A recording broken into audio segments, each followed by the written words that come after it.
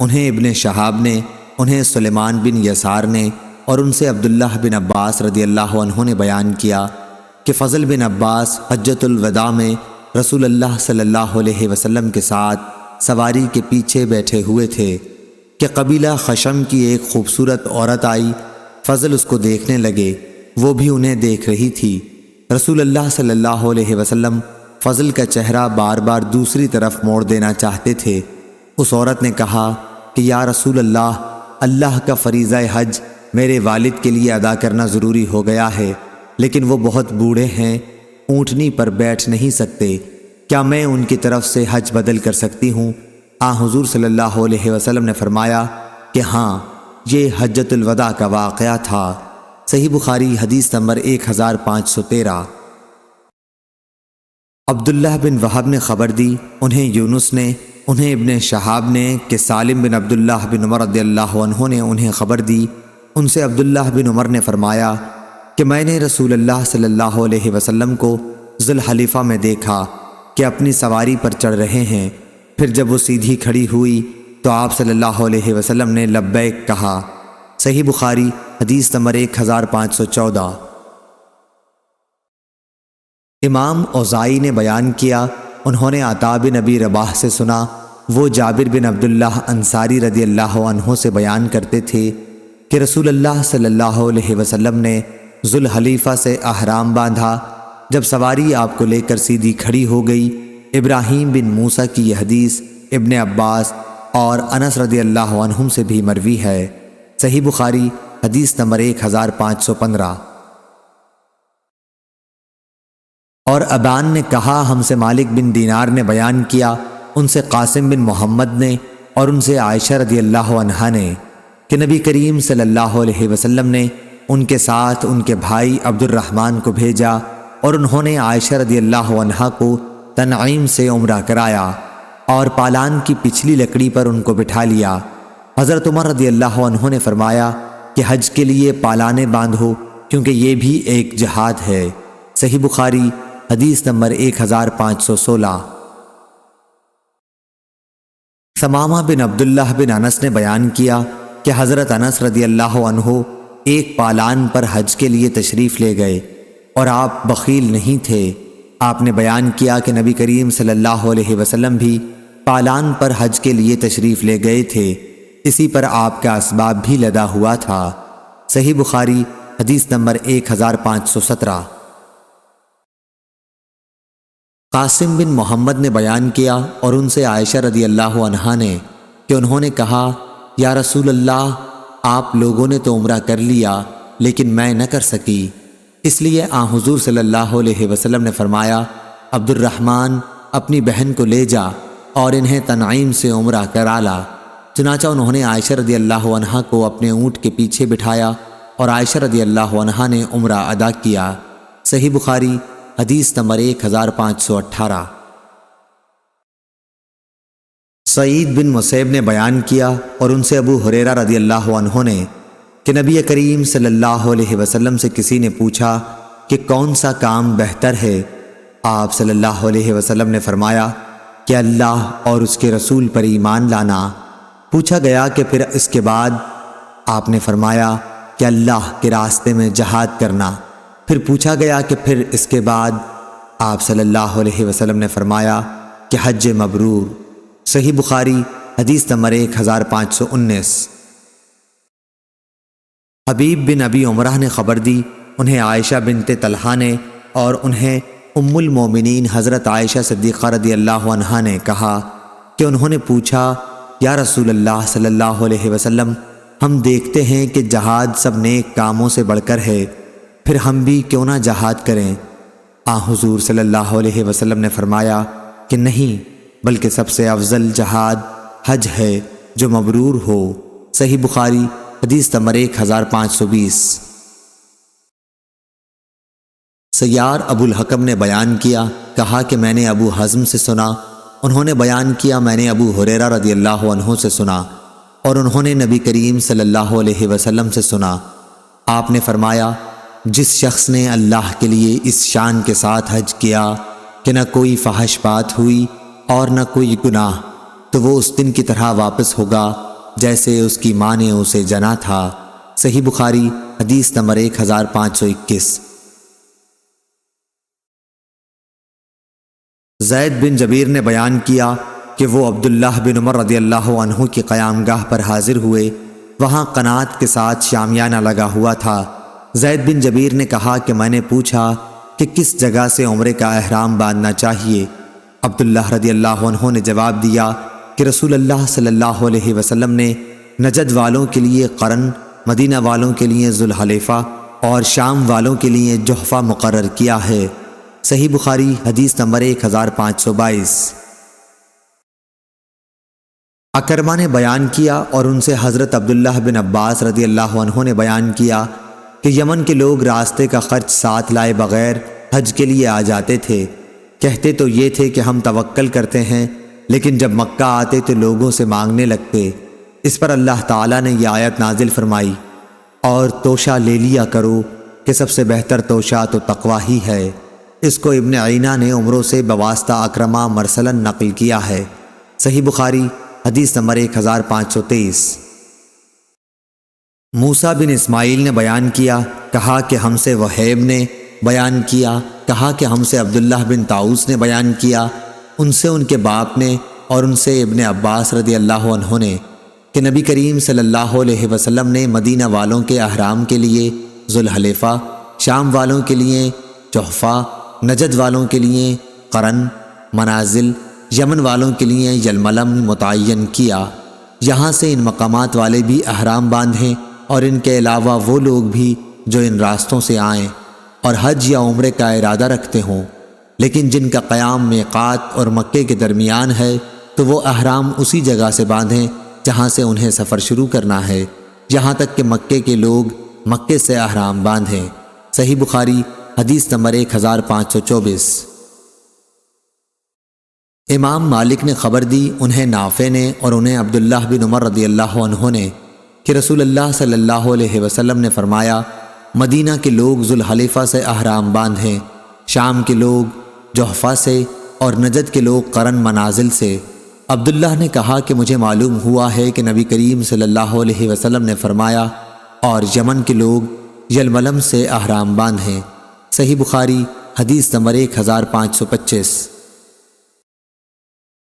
طاؤس نے بیان کیا اور ان سے حضرت عبداللہ بن عباس رضی اللہ عنہ نے بیان کیا کہ رسول اللہ صلی اللہ علیہ وسلم نے مدینہ والوں کے لیے ذوالحلیفہ کو میقات مقرر کیا، شام والوں کے لیے جحفہ، نجد والوں کے لیے قرن منازل اور یمن والوں کے لیے یلملم۔ یہ میقات ان ملک والوں کے لیے ہیں اور ان لوگوں کے لیے بھی جو ان ملکوں سے گزر کر حرم میں داخل ہوں اور حج یا عمرے کا ارادہ رکھتے ہوں، لیکن جو لوگ میقات کے اندر رہتے ہوں ان کے لیے احرام باندھنے کی جگہ ان کے گھر ہیں، یہاں تک کہ مکے کے لوگ احرام مکے ہی سے باندھیں۔ صحیح بخاری حدیث نمبر 1526۔ سفیان بن عینہ نے بیان کیا، کہا کہ ہم نے ظاہری سے یہ حدیث یاد رکھی، ان سے سالم نے کہا اور ان سے ان کے والد نے بیان کیا تھا کہ رسول اللہ صلی اللہ علیہ وسلم نے میقات متعین کر دیے تھے۔ صحیح بخاری حدیث نمبر 1527۔ دوسری سند، اور امام بخاری نے کہا کہ مجھ سے احمد نے بیان کیا، کہا کہ ہم سے عبداللہ بن وہب نے بیان کیا، کہا کہ مجھے یونس نے خبر دی، انہیں ابن شہاب نے، انہیں سالم بن عبداللہ نے اور ان سے ان کے والد نے بیان کیا کہ میں نے رسول کریم صلی اللہ علیہ وسلم سے سنا، آپ نے فرمایا تھا کہ مدینہ والوں کے لیے احرام باندھنے کی جگہ ذوالحلیفہ اور شام والوں کے لیے مہیعہ یعنی جحفہ اور نجد والوں کے لیے قرن منازل۔ عبداللہ بن عمر رضی اللہ عنہ نے کہا کہ لوگ کہتے تھے کہ نبی کریم صلی اللہ علیہ وسلم نے فرمایا کہ یمن والے احرام یلملم سے باندھیں، لیکن میں نے اسے آپ سے نہیں سنا۔ صحیح بخاری حدیث نمبر 1528۔ حماد بن زید نے بیان کیا، انہوں نے کہا کہ ہم سے عمرو بن دینار نے، ان سے طاؤس نے اور ان سے ابن عباس رضی اللہ عنہ نے کہ نبی کریم صلی اللہ علیہ وسلم نے مدینہ والوں کے لیے ذوالحلیفہ میقات ٹھہرایا اور شام والوں کے لیے جحفہ، یمن والوں کے لیے یلملم اور نجد والوں کے لیے قرن منازل۔ یہ ان ملکوں کے لوگوں کے لیے ہیں اور دوسرے ان تمام لوگوں کے لیے بھی جو ان ملکوں سے گزریں اور حج اور عمرے کا ارادہ رکھتے ہوں۔ لیکن جو لوگ میقات کے اندر رہتے ہوں تو وہ اپنے شہروں سے احرام باندھیں تاکہ مکے کے لوگ مکے ہی سے احرام باندھیں۔ صحیح بخاری حدیث نمبر 1529۔ عبداللہ بن طاؤس نے بیان کیا، ان سے ان کے باپ نے اور ان سے ابن عباس رضی اللہ عنہ نے کہ نبی کریم صلی اللہ علیہ وسلم نے مدینہ والوں کے لیے ذوالحلیفہ مقرر کیا، شام والوں کے لیے جحفہ، نجد والوں کے لیے قرن منازل اور یمن والوں کے لیے یلملم۔ یہ ان ملکوں کے باشندوں کے لیے میقات ہیں اور تمام ان دوسرے مسلمانوں کے لیے بھی جو ان ملکوں سے گزر کر آئیں اور حج اور عمرے کا ارادہ رکھتے ہوں۔ لیکن جو لوگ میقات کے اندر رہتے ہیں تو وہ احرام وہیں سے باندھیں جہاں سے سفر شروع کریں تاکہ مکے کے لوگ احرام مکے ہی سے باندھیں۔ صحیح بخاری حدیث نمبر 1530۔ عبید اللہ عمری نے نافع سے بیان کیا اور ان سے عبداللہ بن عمر رضی اللہ عنہ نے کہ جب یہ دو شہر بصرہ اور کوفہ فتح ہوئے تو لوگ حضرت عمر رضی اللہ عنہ کے پاس آئے اور کہا کہ یا امیر المومنین، رسول اللہ صلی اللہ علیہ وسلم نے نجد کے لوگوں کے لیے احرام باندھنے کی جگہ قرن منازل قرار دی ہے اور ہمارا راستہ ادھر سے نہیں ہے، اگر ہم قرن کی طرف جائیں تو ہمارے لیے بڑی دشواری ہوگی۔ اس پر حضرت عمر رضی اللہ عنہ نے فرمایا کہ پھر تم اپنے راستے میں اس کے برابر کوئی چیز تجویز کر لو، چنانچہ ان کے لیے ذات عرق کی تعین کر دی۔ صحیح بخاری حدیث نمبر 1531۔ امام مالک نے خبر دی، انہیں نافع نے، انہیں عبداللہ بن عمر رضی اللہ عنہ نے کہ رسول اللہ صلی اللہ علیہ وسلم نے مقام ذوالحلیفہ کے پتھریلے میدان میں سواری روکی اور پھر وہیں آپ صلی اللہ علیہ وسلم نے نماز پڑھی۔ عبداللہ بن عمر رضی اللہ عنہ بھی ایسا ہی کیا کرتے تھے۔ صحیح بخاری حدیث نمبر 1532۔ عبید اللہ عمری نے بیان کیا، ان سے نافع نے بیان کیا، ان سے عبداللہ بن عمر رضی اللہ عنہ نے بیان کیا کہ رسول اللہ صلی اللہ علیہ وسلم شجرہ کے راستے سے گزرتے ہوئے معرس کے راستے سے مدینے آتے۔ نبی اکرم صلی اللہ علیہ وسلم جب مکہ جاتے تو شجرہ کی مسجد میں نماز پڑھتے، لیکن واپسی میں ذوالحلیفہ کے نشیب میں نماز پڑھتے۔ آپ رات وہیں گزارتے تاکہ صبح ہو جاتی۔ صحیح بخاری حدیث نمبر 1533۔ امام اوزائی نے بیان کیا، کہا کہ ہم سے یحییٰ بن ابی کثیر نے بیان کیا، ان سے اکرمہ نے بیان کیا، انہوں نے حضرت عبداللہ بن عباس رضی اللہ عنہ سے سنا، وہ بیان کرتے تھے کہ میں نے عمر رضی اللہ عنہ سے سنا، ان کا بیان تھا کہ میں نے رسول اللہ صلی اللہ علیہ وسلم سے وادی عقیق میں سنا، آپ نے فرمایا تھا کہ رات میرے پاس میرے رب کا ایک فرشتہ آیا اور کہا کہ اس مبارک وادی میں نماز پڑھ اور اعلان کر کہ عمرہ حج میں شریک ہو گیا۔ صحیح بخاری حدیث نمبر 1534۔ سالم بن عبداللہ بن عمر نے بیان کیا اور ان سے ان کے والد نے نبی کریم صلی اللہ علیہ وسلم کے حوالے سے کہ معرس کے قریب ذوالحلیفہ کے بطن وادی عقیق میں آپ صلی اللہ علیہ وسلم کو خواب دکھایا گیا، جس میں آپ سے کہا گیا تھا کہ آپ اس وقت بطحہ مبارکہ میں ہیں۔ موسیٰ بن عقبہ نے کہا کہ سالم نے ہم کو بھی وہاں ٹھہرایا، وہ اس مقام کو ڈھونڈ رہے تھے جہاں عبداللہ اونٹ بٹھایا کرتے تھے، یعنی جہاں آن حضرت صلی اللہ علیہ وسلم رات کو اترا کرتے تھے۔ وہ مقام اس مسجد کے نیچے کی طرف ہے جو نالے کے نشیب میں ہے، اترنے والوں اور راستے کے بیچوں بیچ وادی عقیق مدینے سے 4 میل بقیع کی جانب ہے۔ صحیح بخاری حدیث نمبر 1535۔ عطا بن ابی رباح نے خبر دی، انہیں صفوان بن یالی نے کہا کہ ان کے باپ یالی بن امیہ نے حضرت عمر رضی اللہ عنہ سے کہا کہ کبھی آپ مجھے نبی کریم صلی اللہ علیہ وسلم کو اس حال میں دکھائیے جب آپ پر وحی نازل ہو رہی ہو۔ انہوں نے بیان کیا کہ ایک بار رسول اللہ صلی اللہ علیہ وسلم جعرانہ میں اپنے اصحاب کی ایک جماعت کے ساتھ ٹھہرے ہوئے تھے کہ ایک شخص نے آ کر پوچھا، یا رسول اللہ صلی اللہ علیہ وسلم، اس شخص کے متعلق آپ کا کیا حکم ہے جس نے عمرے کا احرام اس طرح باندھا کہ اس کے کپڑے خوشبو میں بسے ہوئے ہوں؟ نبی کریم صلی اللہ علیہ وسلم اس پر تھوڑی دیر کے لیے چپ ہو گئے۔ پھر آپ پر وحی نازل ہوئی تو حضرت عمر رضی اللہ عنہ نے یعلی رضی اللہ عنہ کو اشارہ کیا۔ یعلی آئے تو رسول اللہ صلی اللہ علیہ وسلم پر ایک کپڑا تھا جس کے اندر آپ تشریف رکھتے تھے۔ انہوں نے کپڑے کے اندر اپنا سر کیا تو کیا دیکھتے ہیں کہ روح مبارک سرخ ہے اور آپ خراٹے لے رہے ہیں۔ پھر یہ حالت ختم ہوئی تو آپ نے فرمایا کہ وہ شخص کہاں ہے جس نے عمرے کے متعلق پوچھا تھا۔ شخص مذکور حاضر کیا گیا تو آپ نے فرمایا کہ جو خوشبو لگا رکھی ہے اسے 3 مرتبہ دھو لے اور اپنا جبہ اتار دے۔ عمرے میں بھی اسی طرح کر جس طرح حج میں کرتے ہو۔ میں نے عطا سے پوچھا کہ کیا حضور صلی اللہ علیہ وسلم کے 3 مرتبہ دھونے کے حکم سے پوری طرح صفائی مراد تھی؟ انہوں نے کہا کہ ہاں۔ صحیح بخاری حدیث نمبر 1536۔ سعید بن جبیر نے بیان کیا کہ ابن عمر رضی اللہ عنہ سادہ تیل استعمال کرتے تھے احرام کے باوجود۔ میں نے اس کا ذکر ابراہیم نخعی سے کیا تو انہوں نے فرمایا کہ تم ابن عمر رضی اللہ عنہ کی بات نقل کرتے ہو۔ صحیح بخاری حدیث نمبر 1537۔ اسود نے بیان کیا اور ان سے ام المومنین حضرت عائشہ صدیقہ رضی اللہ عنہا نے بیان کیا، رسول اللہ صلی اللہ علیہ وسلم محرم ہیں اور گویا میں آپ کی مانگ میں خوشبو کی چمک دیکھ رہی ہوں۔ صحیح بخاری حدیث نمبر 1538۔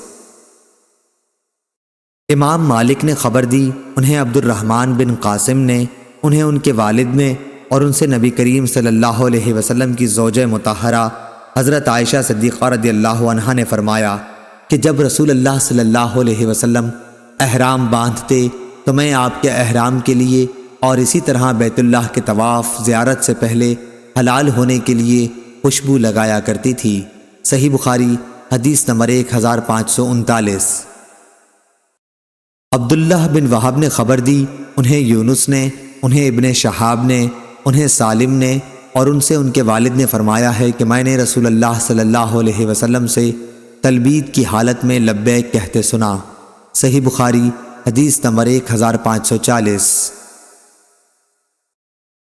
موسیٰ بن عقبہ نے بیان کیا، انہوں نے کہا کہ میں نے سالم بن عبداللہ سے سنا، انہوں نے کہا کہ میں نے ابن عمر رضی اللہ عنہ سے سنا۔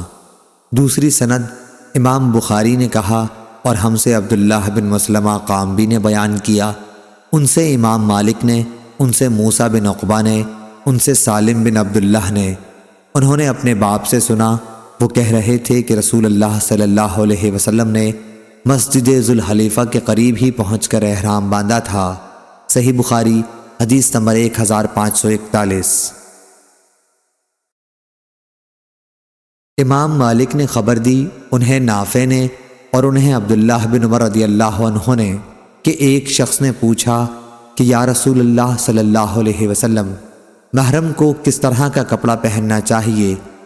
حضور صلی اللہ علیہ وسلم نے فرمایا، نہ کرتا پہنے، نہ عمامہ باندھے، نہ پاجامہ پہنے، نہ باران کوٹ، نہ موزے، لیکن اگر اس کے پاس جوتی نہ ہو تو وہ موزے اس وقت پہن سکتا ہے جب ٹخنوں کے نیچے سے ان کو کاٹ لیا ہو، اور احرام میں کوئی ایسا کپڑا نہ پہنو جس میں زعفران یا ورس لگا ہوا ہو۔ ابو عبداللہ امام بخاری رحمہ اللہ نے کہا کہ محرم اپنا سر دھو سکتا ہے لیکن کنگھا نہ کرے، بدن بھی نہ کھجلانا چاہیے، اور جوں سر اور بدن سے نکال کر زمین پر ڈالی جا سکتی ہے۔ صحیح بخاری حدیث نمبر 1542۔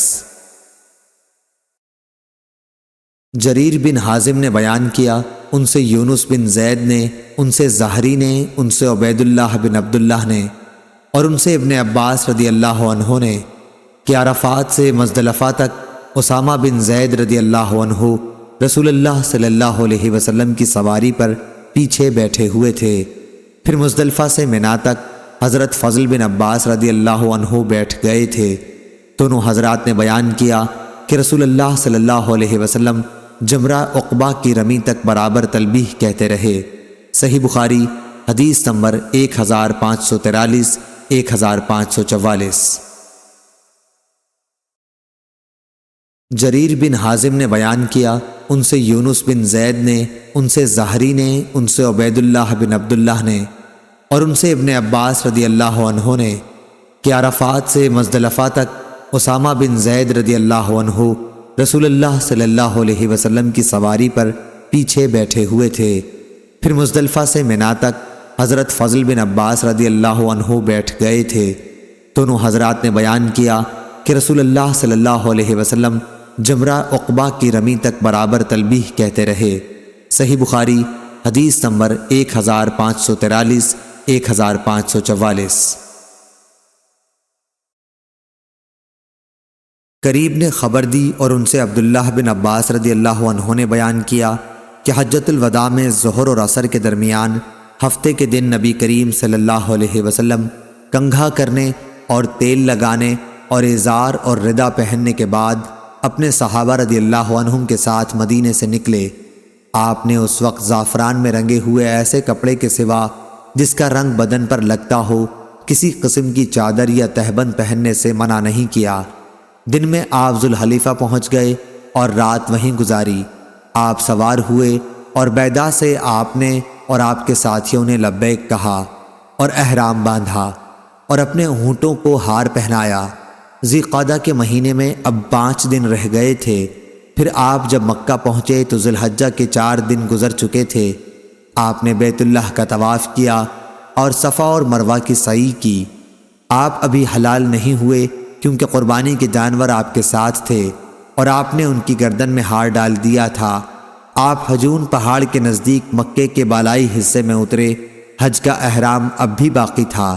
بیت اللہ کے طواف کے بعد پھر آپ وہاں اس وقت تک تشریف نہیں لے گئے جب تک میدان عرفات سے واپس نہ ہو لیے۔ آپ نے اپنے ساتھیوں کو حکم دیا تھا کہ وہ بیت اللہ کا طواف کریں اور صفا و مروہ کے درمیان سعی کریں، پھر اپنے سروں کے بال ترشوا کر حلال ہو جائیں۔ یہ فرمان ان لوگوں کے لیے تھا جن کے ساتھ قربانی کے جانور نہیں تھے۔ اگر کسی کے ساتھ اس کی بیوی تھی تو وہ اس سے ہم بستر ہو سکتا تھا۔ اس طرح خوشبودار اور سلے ہوئے کپڑے کا استعمال بھی اس کے لیے جائز تھا۔ صحیح بخاری حدیث نمبر 1545۔ ابن جریج نے خبر دی، انہوں نے کہا مجھ سے محمد بن المنکدر نے بیان کیا اور ان سے انس بن مالک رضی اللہ عنہ نے بیان کیا۔ انہوں نے کہا کہ نبی کریم صلی اللہ علیہ وسلم نے مدینے میں 4 رکعتیں پڑھیں لیکن ذوالحلیفہ میں 2 رکعت ادا فرمائیں۔ پھر آپ نے رات وہیں گزاری۔ صبح کے وقت جب آپ اپنی سواری پر سوار ہوئے تو آپ نے لبیک پکار دی۔ صحیح بخاری حدیث نمبر 1546۔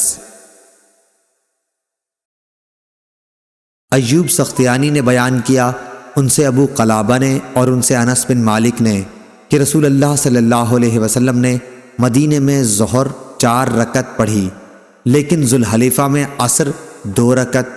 انہوں نے کہا کہ میرا خیال ہے کہ رات صبح تک آپ نے ذوالحلیفہ میں ہی گزار دی۔ صحیح بخاری حدیث نمبر 1547۔ حماد بن زید نے بیان کیا، ان سے ابو ایوب نے، ان سے ابو قلابہ نے اور ان سے انس بن مالک نے کہ نبی کریم صلی اللہ علیہ وسلم نے ظہر مدینہ منورہ میں 4 رکعت پڑھی لیکن نماز عصر ذوالحلیفہ میں 2 رکعت پڑھی۔ میں نے خود سنا کہ لوگ بلند آواز سے حج اور عمرہ دونوں کے لیے لبیک کہہ رہے تھے۔ صحیح بخاری حدیث نمبر 1548۔ امام مالک نے خبر دی، انہیں نافع نے اور انہیں عبداللہ بن عمر رضی اللہ عنہ نے کہ رسول اللہ صلی اللہ علیہ وسلم کا تلبیہ یہ تھا، حاضر ہوں اے اللہ، حاضر ہوں میں، تیرا کوئی شریک نہیں، حاضر ہوں، تمام حمد تیرے ہی لیے ہے اور تمام نعمتیں تیری ہی طرف سے ہیں، ملک تیرا ہی ہے، تیرا کوئی شریک نہیں ہے۔ صحیح بخاری حدیث نمبر 1549۔ سفیان ثوری نے اعمش سے بیان کیا، ان سے عمارہ نے، ان سے ابو عطیہ نے اور ان سے عائشہ رضی اللہ عنہا نے کہ میں جانتی ہوں کہ کس طرح نبی کریم صلی اللہ علیہ وسلم تلبیہ کہتے تھے۔ آپ تلبیہ یوں کہتے تھے، لبیک اللہم لبیک لا شریک لک لبیک ان الحمد والنعمت لک۔ ترجمہ گزر چکا ہے۔ اس کی مطابقت سفیان ثوری کی طرح ابو معاویہ نے اعمش سے بھی کی ہے۔ صحیح بخاری حدیث نمبر 1550۔